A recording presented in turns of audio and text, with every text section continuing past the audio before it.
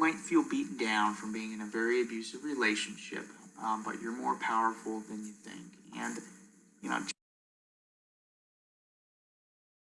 or emotionally abusive husband.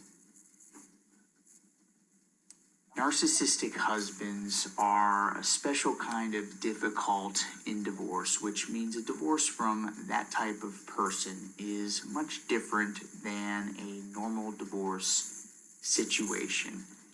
If your husband is not narcissistic or emotionally abusive towards you, then your divorce can be simpler than what this webinar contemplates. But if you have identified your husband as a narcissist or if he is emotionally abusive, what we'll be covering is exactly what you need to know to allow you to be in control of what has the potential to be a very difficult and, quite frankly, intimidating divorce.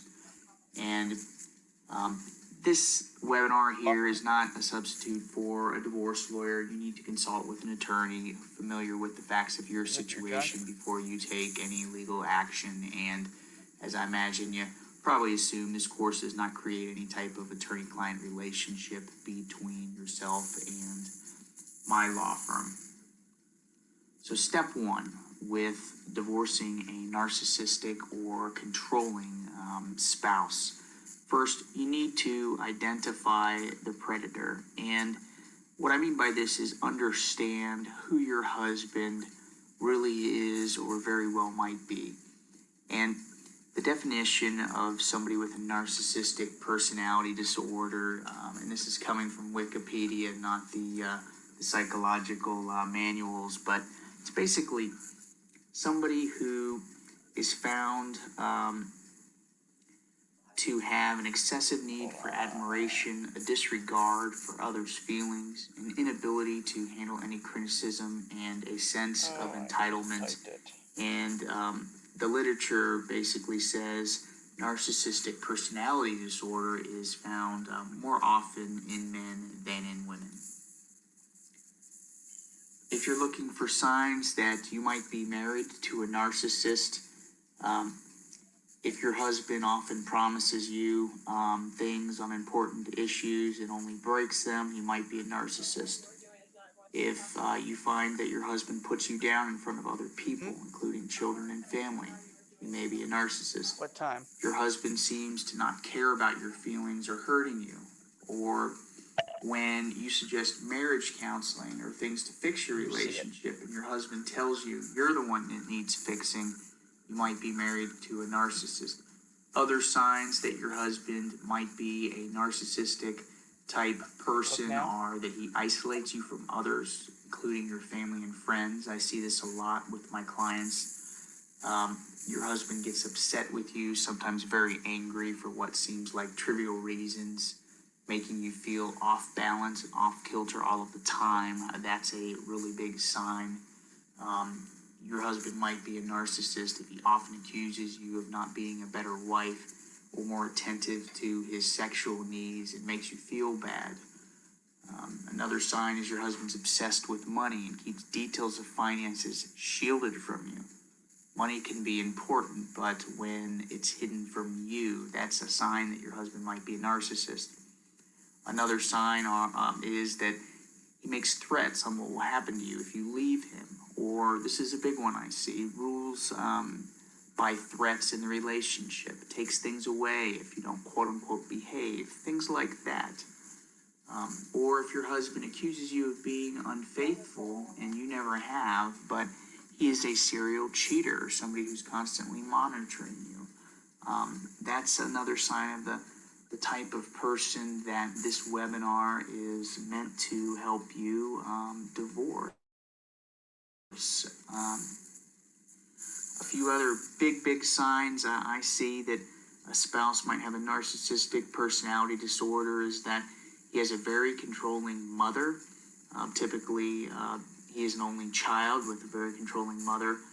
My client had a very brief whirlwind type courtship, married very quickly, or began dating their husband while he was still married to another woman who is often either unknown to my client or who my client believed was a monster from what their husband was saying about their now ex-wife, only to find out later down the line that the person was actually a pretty good person.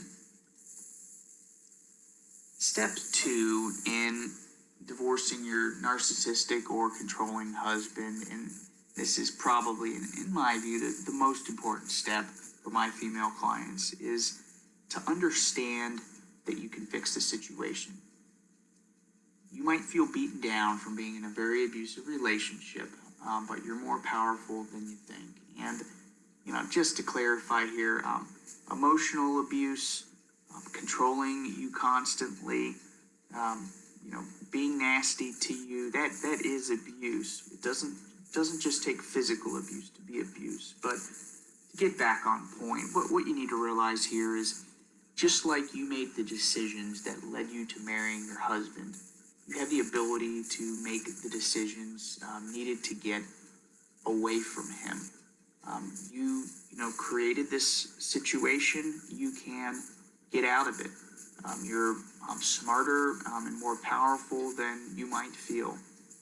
And if you feel like you're never going to be strong enough to leave your husband or will be incapable of living on your own, you need to go get a real good therapist and learn how to have confidence in yourself. And you need to do that before you do anything else. Watch the rest of this webinar, listen to it if you're listening, but you need to go get a really good therapist to help you understand what is happening in your relationship, how you're a part of it, and how you can change the situation. It's not just geared towards divorce. It's geared towards you being a happier person, even if you do stay married. And I've got a website, if you don't know any really good therapists, it's called staymarriedflorida.com.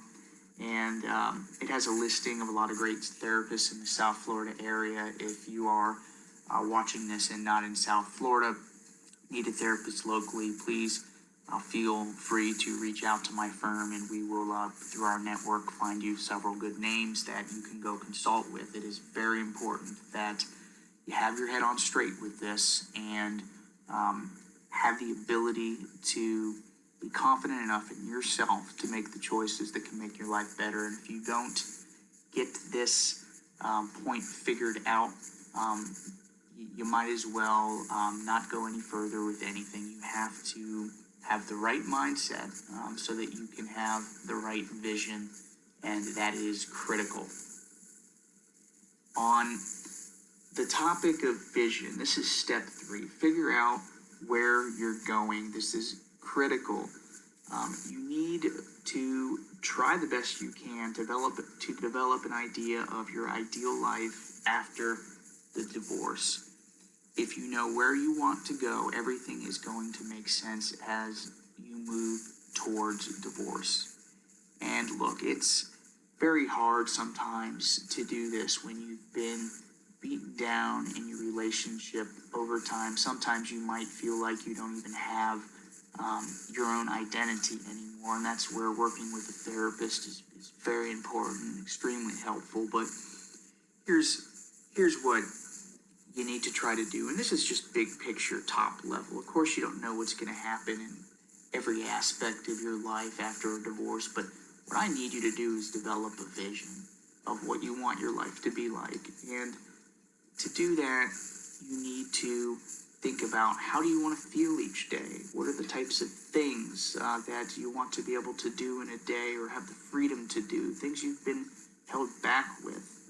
What are the types of friends that you want to have? Many people don't have friends in these types of relationships. Where do you want to live?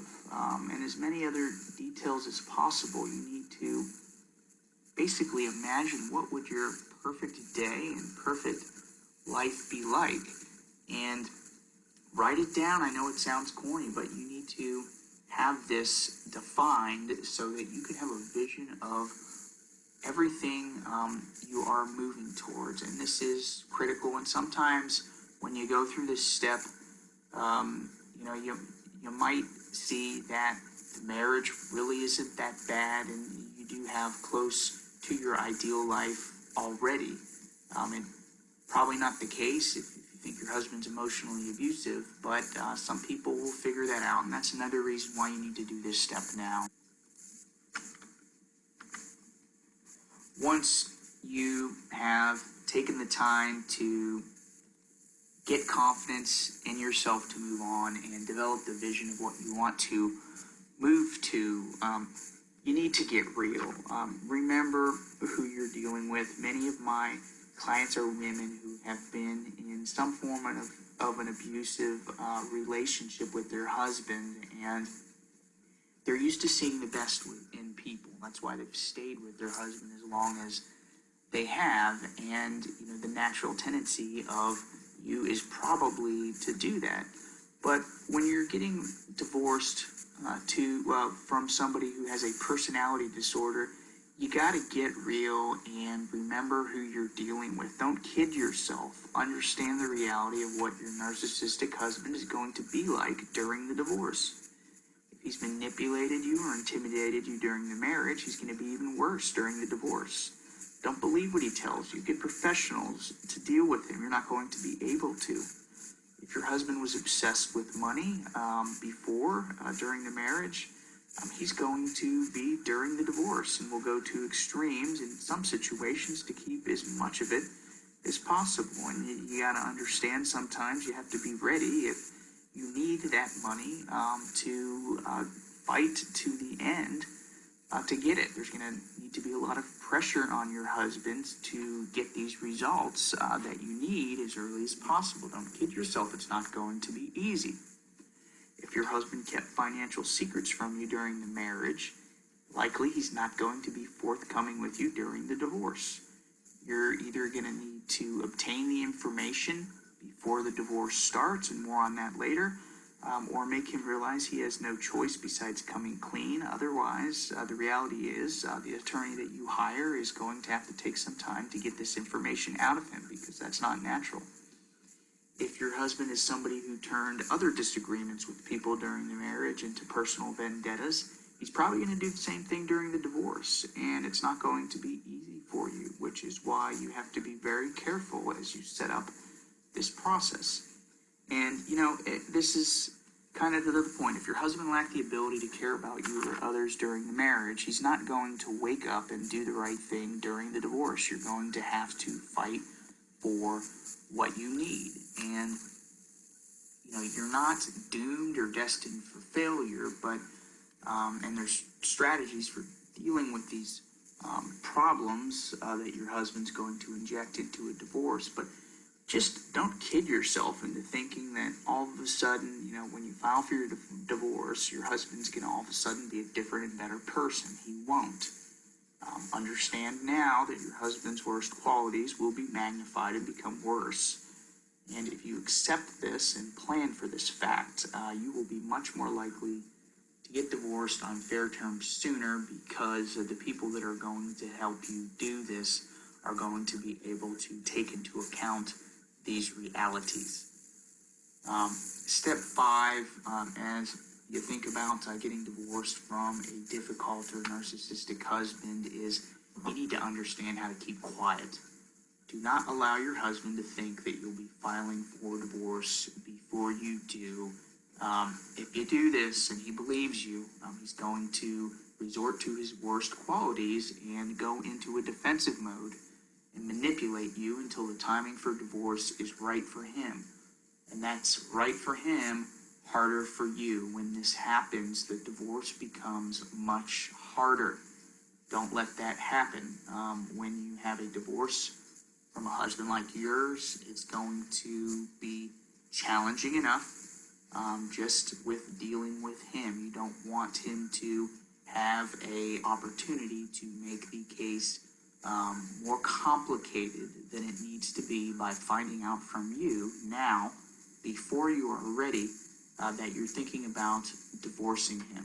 Instead, you have to take the time to make the decision that divorce is the correct decision. See the therapist, do the things we've talked about so far, but keep your mouth shut. keep quiet. Get ready, go get to a lawyer, and the lawyer will handle how your husband finds out. Don't let it be for you, from you right now. And this leads into the next step here. Step 6, before you divorce a controlling or narcissistic husband, is you need to gather what you can now in terms of financial records. Get copies of as many financial documents as possible. Start making a current and after divorce budget. You're going to play the role of an investigator, and this is a little bit empowering when you don't have access to this information, and make a list of the assets and debt that you're aware of, and start trying to get an idea in your head of things you might want to have after the divorce, but be a little bit realistic. Try your best to make a summary of your financials, at least of what you know, because you're probably not going to know everything when you're married to a difficult and controlling person. But do your best to gather as much as you can before you go see a lawyer or say anything to your husband. Gather as much as you can.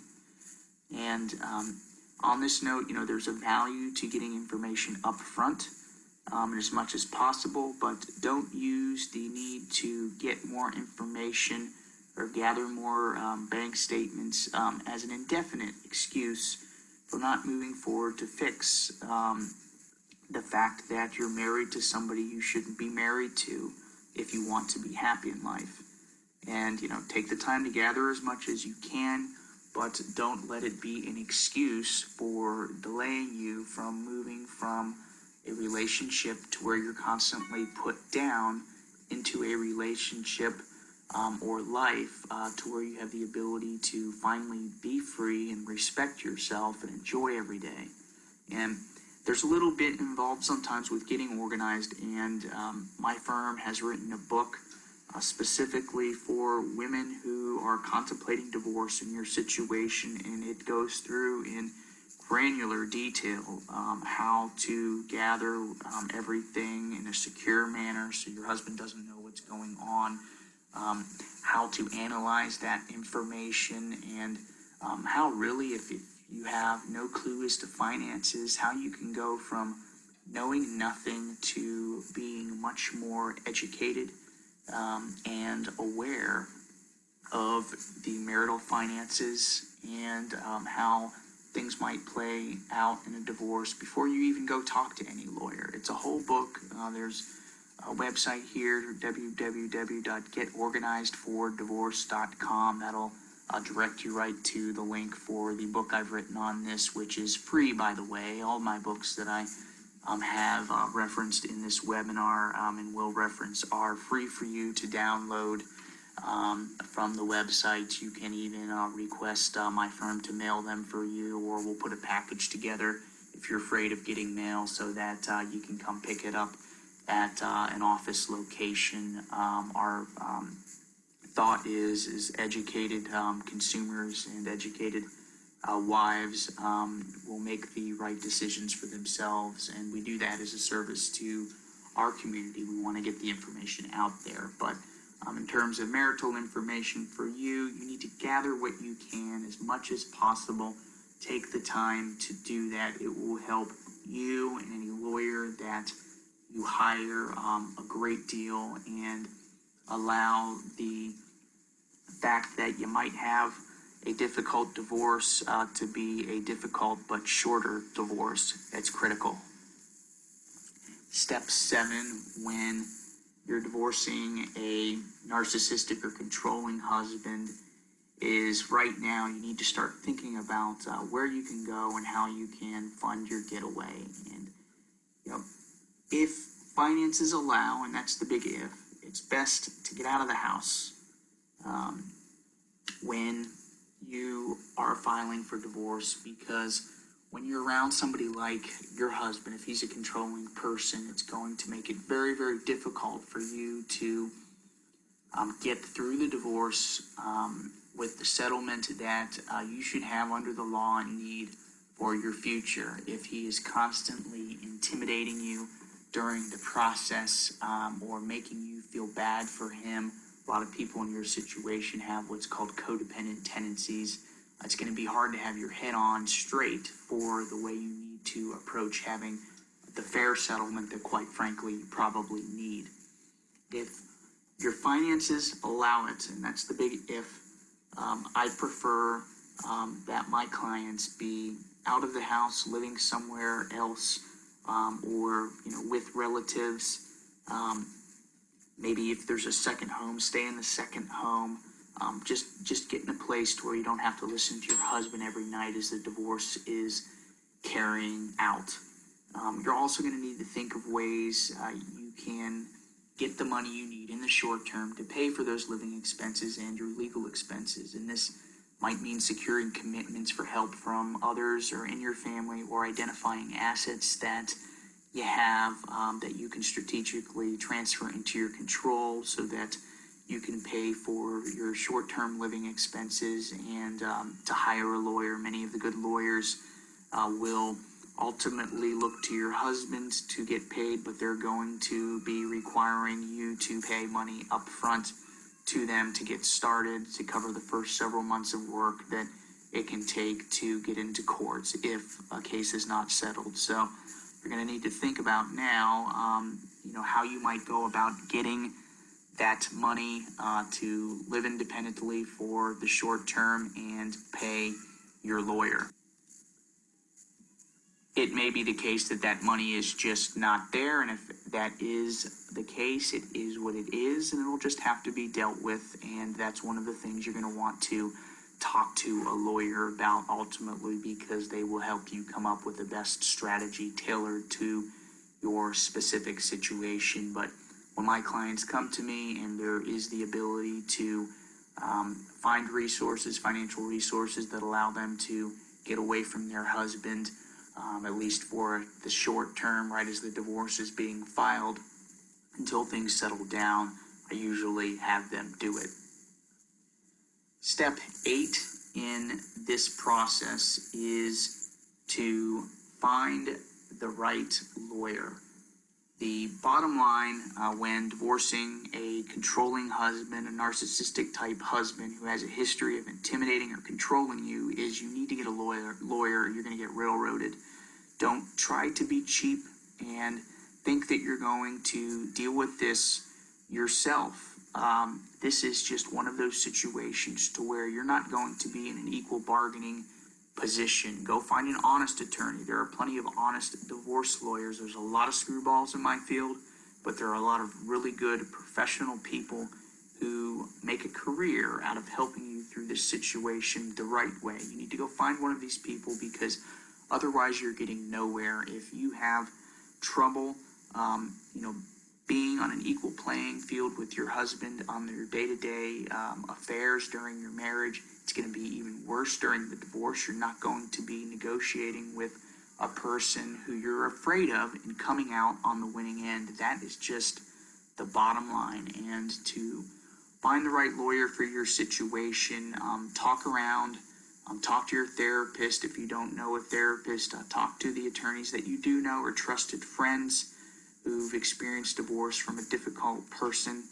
And you want to have a lawyer who only handles divorce cases and has a track record of taking difficult divorce cases to court. You can have any type of divorce lawyer, but that's my suggestion. Find somebody who handles conflict divorce cases and is not afraid to take a case to court, because when you have somebody like your husband who's controlling and manipulative to you, oftentimes you have to have what's a little bit more of an aggressive legal strategy, and the attorney has to be confident in their ability to try a case or advance a case, to deal with uncomfortable situations and move your case forward. They have to understand the type of person that your husband is. This is not somebody who you can negotiate with in good faith. Often dealing with them requires a strategic, sometimes subtle, but showing of force. Your husband is going to have to respect the person that you hired. If they think that the person is somebody who doesn't know who they are, then they're just going to treat your lawyer how they treat you, and look where that got you. It got you listening to me, and I know this is helpful, but you'd prefer probably not to be listening to this webinar if you had the choice when you got married. So you got to have a lawyer who knows what they're doing, or it's going to be a bad situation for you. I've put out a book on this, on how to evaluate and hire divorce lawyers. Of course, love for you to consider my firm, but there's plenty of really good lawyers out there. Go to allaboutdivorcelawyers.com, and you'll be able to get the book on that, download it for free. We'll send it to you, and you'll know how to hire a lawyer. Step 9, and we've got 10 steps, so almost done. Beware of boundary testing and start practicing independence now. Your husband in the divorce is going to engage in boundary testing as soon as the divorce starts. This means that he will very early on try to see how capable he's going to be in controlling you and your lawyer. The key on this is during the divorce, be assertive, but do not be a jerk. If you let your husband see that he can continue to control you, or worse yet, control your lawyer, then you're going to be up a creek. This can be hard to prevent when he's historically manipulated or controlled you, but basically you need to retrain the dog during the divorce. Show your husband that during the divorce, he's not going to control you anymore. And you can start practicing for this, taking steps every day to let your husband know he's not going to control you anymore. This doesn't require confrontation. It can be as simple as you not following his rules anymore, and practice makes perfect here. It's not going to be natural to you at first. The good news with this is this can be an opportunity to retrain your husband on the fact that he no longer controls you. Your husband may not give you credit for becoming more independent, and may blame your lawyer or someone else for the change in how you act. But my thought is, who cares? You're going to feel better. You're going to feel like you're not being controlled. You're going to feel like day by day that you are a step closer to the life that you really want to be living. Step 10 on this is just get moving towards a life that you want to be proud about. Getting results requires taking action, and it's important to educate yourself on strategies to deal with your husband and what will happen during the divorce, but you got to be careful. Don't perpetually delay your need to make your life better out of a perceived need to learn more or gather more information. The mind is a powerful thing, and odds are deep down you're afraid of moving forward, and just be cognizant of the fact that sometimes you may find yourself trying to learn more, gather more, do more before you take action, and getting results requires taking action. A couple of next action steps, at least as recommended by a divorce lawyer. Before you do anything, if you haven't yet, you need to go see a therapist who really knows what they're doing. I've got a few at staymarriedflorida.com. Actually, there's about 30 really just amazing therapists who I've seen care a lot about my clients that I trust completely. They're on my website. There's a lot of other great ones. If you haven't seen a therapist yet, you need to. This is not necessarily for marriage counseling. It's for helping you evaluate your situation, the relationship with your husband, things that you can do to try to make it better if you have not yet. And if you've made the decision or thinking of making the decision to move on from your husband, these therapists are critical. They're basically a partner in you transitioning to the life that you really want. It's a very hard thing to do without professional help.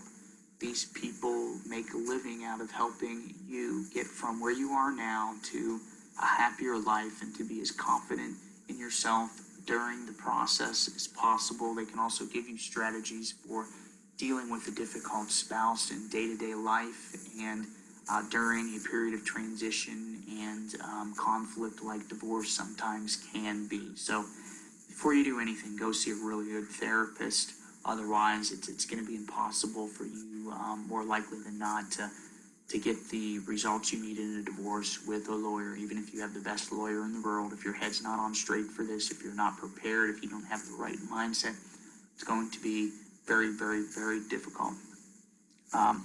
Otherwise, follow-up items, I got 5 of them for you.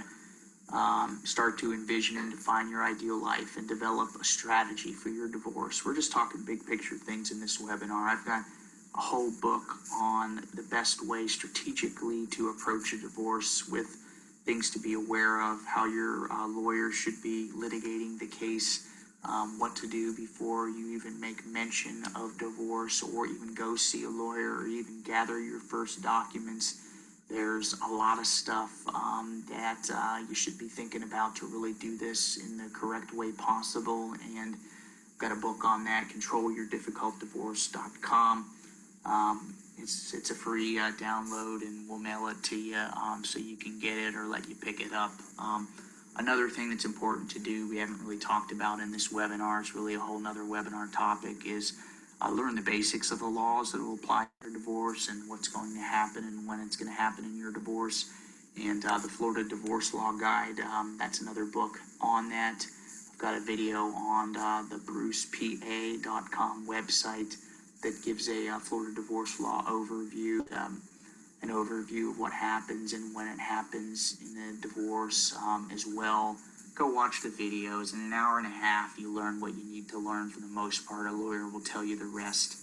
Step 3, start getting organized, gathering your financial information and figuring out what you want in your divorce to the extent you can figure it out. Go check out my book for women, Getting Organized for Divorce. On that, really tells you everything you need to know. It's a quick, easy read. Getorganizedfordivorce.com. Number 4, start interviewing some divorce lawyers, and probably pick one, or at least in your head, think of one you'd like to go with when the timing is right for you. Oftentimes, these meetings with attorneys can be very, very helpful because they're going to dispel a lot of the common myths about divorce for your situation. They're probably going to help put you at ease with a lot of your worries. And until you go and hear the answers from somebody who does this stuff for a living every day and is good at it, there's going to be a lot of worry. Oftentimes, worry is caused by the unknown. Once you have a better idea of what's going to happen in your divorce and the best way to approach it, you're going to feel much more comfortable and at ease. Many of my clients will have meetings with me. I call them consultation strategy sessions. Usually it's about 1.5, 2 hours. It costs a couple bucks, but it's worth it. And they may not hire me for another year or ever, but it allows them a better idea of what is happening, and that's important. So when their husband is threatening them with what happens if they leave, they know what is and isn't true. Step 5 is file for divorce with your lawyer. The sooner you start the process, the sooner you'll start to feel better, and the sooner this will be done. For many of you, the hardest part about the entire divorce process is going to be actually starting it. After that, you hire the right people, they deal with it. It's going to be much easier for you after that point. It may not be the case that your divorce from a legal perspective is extremely complicated. It's just that you're divorcing a difficult person. And the sooner you start that, the sooner you get it done. I will say this, you cannot get divorced until you're ready. Only you know when it's right for you. Don't take this as encouraging you to go file for divorce. There's enough divorces going on to keep my firm and all the others in business, but recognize that the sooner you start, the sooner it's over. It may not be a simple process that's very quick. The better that stuff is behind you, the quicker you're going to be living the life that you deserve, quite frankly, to be living a life that you can be proud about. A few other resources to help you. I've got a ton of informational books, all for free for this. Really anything that you are interested in. A lot of it is tailored to women, some of it specifically. And you can go to divorceinformationbooks.com and you'll be able to download the books, get them in the mail. Got a couple of recordings out there. We'll get a helpful packet to you as soon as possible. It's not no cost at all. It's not contingent on you hiring my firm or anything like that. Enough people hire me already. It's just good information that I think you should consider.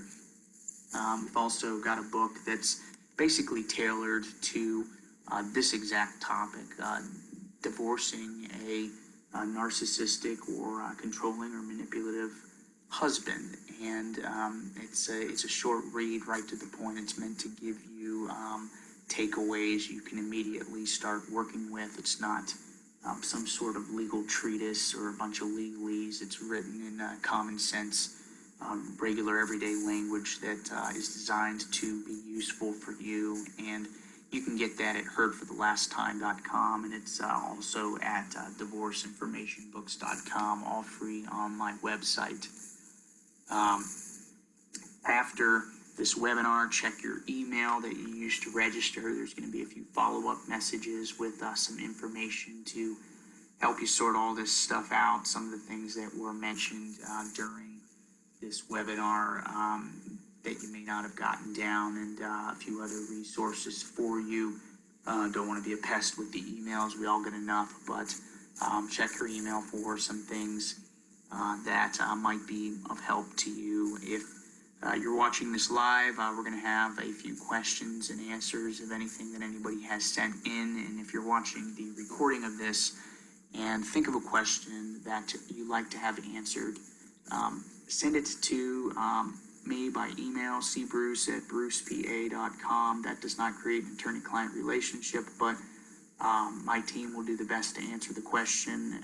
We see a lot of common questions. We may already have an answer, maybe even a video for you. And if you have a question, we're not going to identify you at all, but we can even turn the explanation into one of these videos. We want to be as useful as possible to women who are in abusive relationships. For me in my law practice, it is something that is very important to me. I feel in my mind that the people who can benefit from divorce the most to actually have a better life after the divorce are women who have been in abusive relationships, physically, but also emotionally abusive relationships. I truly feel that at the end of the day, I'm doing something good with my practice, and my clients are going to have a much better life. It's really drives me to get up and do what I do every day in my professional career, and it's something I feel strongly about. So,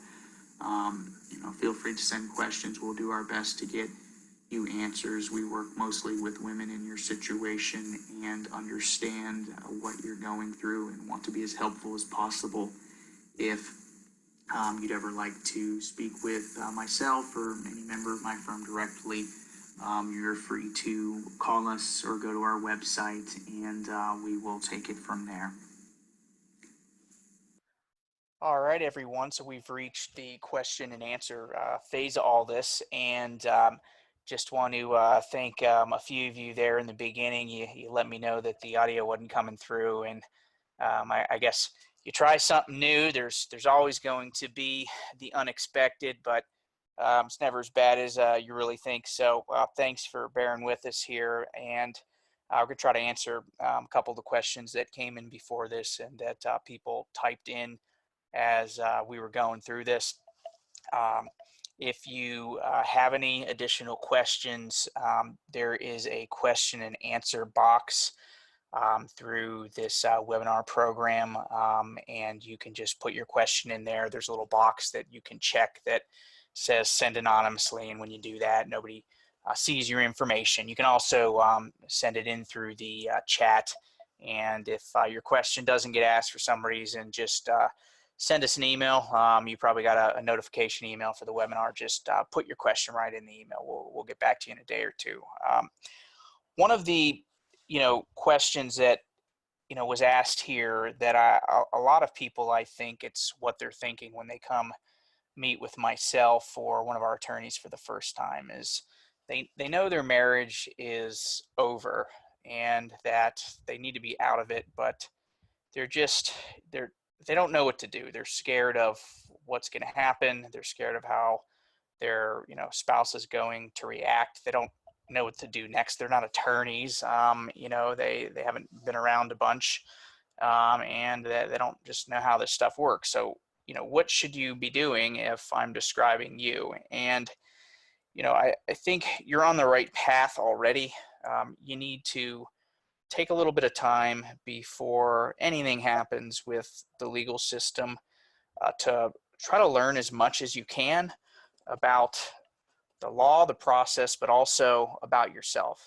And the way you do that is by consuming information like this. Hopefully you've learned a few things that you didn't know before.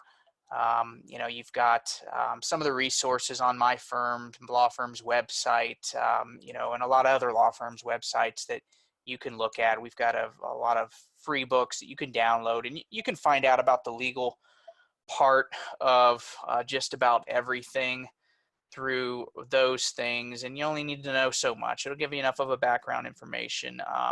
Another thing that I really encourage people to do, if they're feeling like they don't know what to do next, and don't know how to act, especially if they're afraid, is get a really good therapist. And that's not really for marriage counseling purposes, although it can be. But if you get a really good therapist, they will help you sort through your emotions and basically coach you on coaching yourself. And it kind of might have sounded interesting what I just said, but a lot of the really good therapists help you find the answers for yourself. And that can be a really empowering thing to do, and very helpful at the end of the day as well. And I'm not really uh, you know, a really touchy-feely type of a person. Before I started doing this, I live out west in Loxahatchee. I drive a pickup truck kind of person. But what I've come to know doing what I do for a living is the therapists can be exceptionally helpful to you as you try to process this and figure out what you should be doing next. And in the process of that, you might learn a lot about yourself, but you might also see a couple of things in your relationship that maybe could be changed to keep a divorce from being necessary. Um, Another one of the questions that we got sent in was, and I guess it's kind of a broad one, but how does alimony work? Can I get it, and how much will I get? I've been married 14 years, and I'm a stay-at-home mom.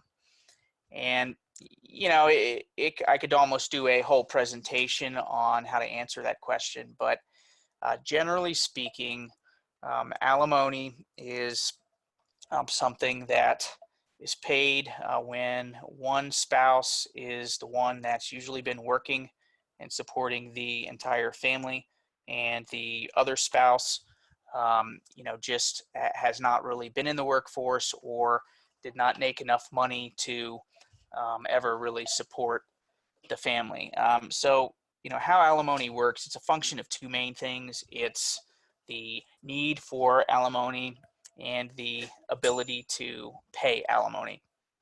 And if you have a need for financial support after the divorce and your husband has the ability to pay it, in theory, you should be entitled to alimony. In terms of how long does it last, typically alimony, if you have been married more than 17 years, is going to be what they call permanent alimony. At least there's a statutory presumption for it. And that means that the alimony is going to be paid typically until your husband reaches retirement age, usually age 65, or you remarry, or he dies.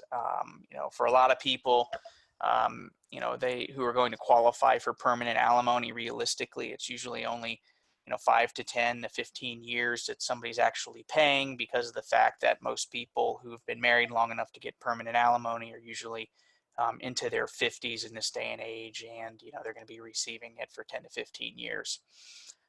In terms of how much is the alimony going to be, that's kind of a question that really needs looking at the exact set of circumstances that you're in. But what we end up doing in the divorce is figuring out how much that you were spending on average. Usually we look at the past year before the divorce, And we try to figure out how much are you spending on different categories of things, like how much does your house cost? What's your car payment? Do you have, one of those beautiful pets that you're taking and, having, beautified every week? What types of vacations are you doing? We look at the last year, we figure out how much that all cost, and we look at the reality of after the divorce and how circumstances might change, and how much is it on a dollar basis that you're going to need to make everything work. And then we look at how much your husband can afford to pay towards those financial needs if he were to live a close to comparable life himself. And then as part of that, we have to look at, what are you capable of earning if you were to be in the workforce? If you're a stay-at-home mom and you've been married 14 years and you haven't been working, for over a decade since maybe your second child was born, odds are, a judge might figure that you could earn minimum wage doing something that's entry level and determine how much you need in alimony by adding up all of your expenses and subtracting how much you could earn, and that difference is the alimony. But it's a pretty complex topic, and if you want to learn more about it, I think the best thing to do is take a look at the Florida Divorce Law Guide. It's one of the books that we have up on the website, and just read the section on alimony, and there's a video with it.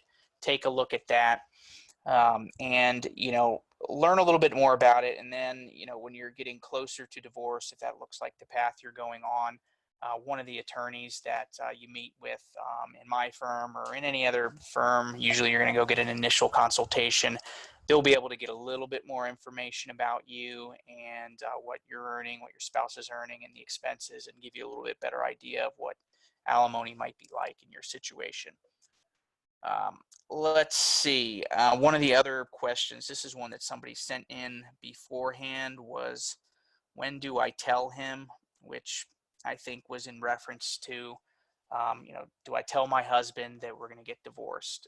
And this is a question that I hear a lot in the initial meetings with people who are interviewing my firm. And my answer is, in almost all situations, if you think your husband is the type of person that this webinar described, they're controlling or manipulative type of a person, then you shouldn't be telling him that you're planning to file for divorce, because what happens when you do that is your husband's just going to manipulate the situation, like he probably always has with most everything else that he does. He's going to manipulate the situation to his advantage and not yours, and this can become, you know, just a critical strategy error in situations to where, there are assets that can be moved, or accounts that can be drained. It's almost always the best decision to never say anything to your spouse that would make them believe that you actually intend to file for divorce, at least until you've talked to a few lawyers, and they might help you understand, is this a situation to where it's, worth having a conversation with your husband before anything happens. But in almost all cases, when you're married to a difficult man, the way your husband should be finding out about the divorce is through your attorney at the time that the attorney decides is best for the situation. Every now and then we filed for divorce, we've frozen up a few accounts, and for my client, in consultation with her therapist, it's really important for them to be the one to tell their husband, and that stuff can be worked out. But big picture, almost all the time, keep your lips zipped about plans for divorce.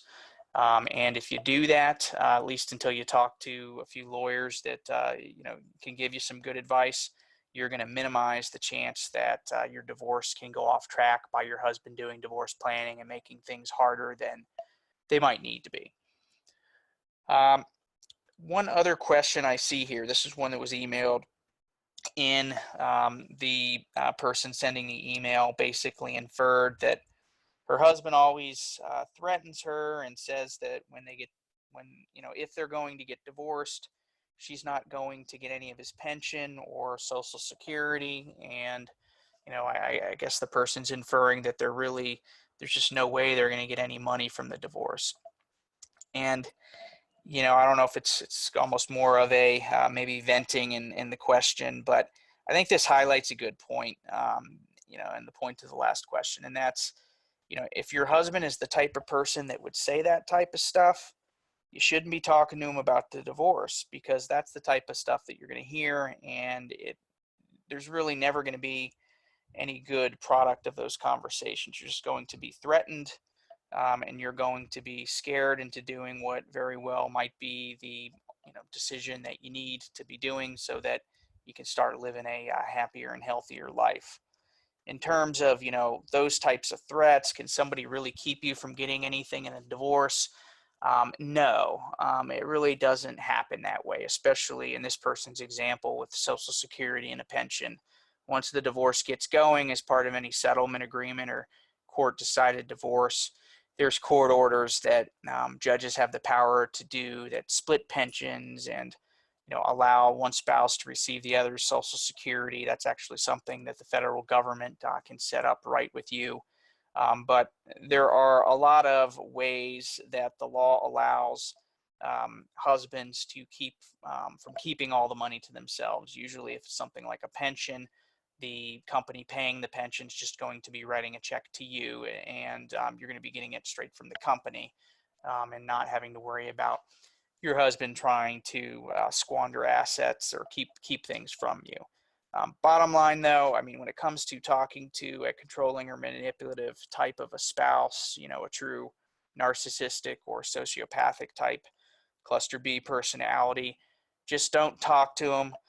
When you talk to them, it sounds so silly. It's probably to hear, but it's almost like everything is opposite day. Everything they tell you about the divorce is and how it's going to work is almost the opposite of how it actually works. I can't tell you how many people come in with their husbands having told them the most absurd stuff, like they're a housewife and they're going to jail, they're never going to get anything, they're going to be left on the street.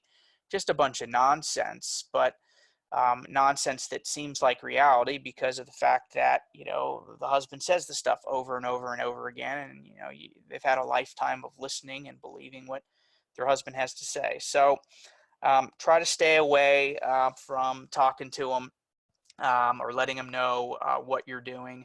And I'd really encourage you, if you haven't worked with a really good therapist, to do that. If you really think that you're going to have trouble processing the divorce, or not listening to your husband during the process, you really, to get through this successfully, need to begin working with a therapist now. And if you don't have one already or know one, you're welcome to send us an email, where you live, and we'll get you to one. We have a website, staymarriedflorida.com, that's got a lot of great ones based on different cities. And these are all people that my wife or myself have interviewed, and we've determined they're people that we'd be comfortable referring our clients to. There's some interesting people in the mental health profession, just like there's some interesting and wacky lawyers, but we've tried to at least give them our review. Um, anyway, that's just about the end of the questions here. I think we're coming up on a little past 10 o'clock, but what I'd encourage you all to do, is try to keep learning here. We've made a lot of information. It's kind of the stuff that we tell our clients over and over again in these initial meetings. We try to make it publicly available for free so that anyone who's at the stage of trying to figure all this out can get as much help privately as possible. So take a look at our website. It's there on the screen, brucepa.com, right there on the home page. There's a link to all the books. We've got a ton of videos.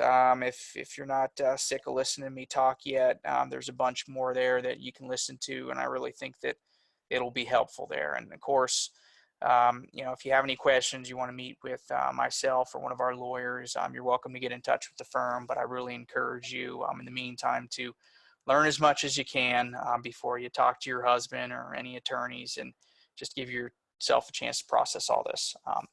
Any event, that is the end of this. Thanks for bearing with us. This is the first time we've ever done one of these things.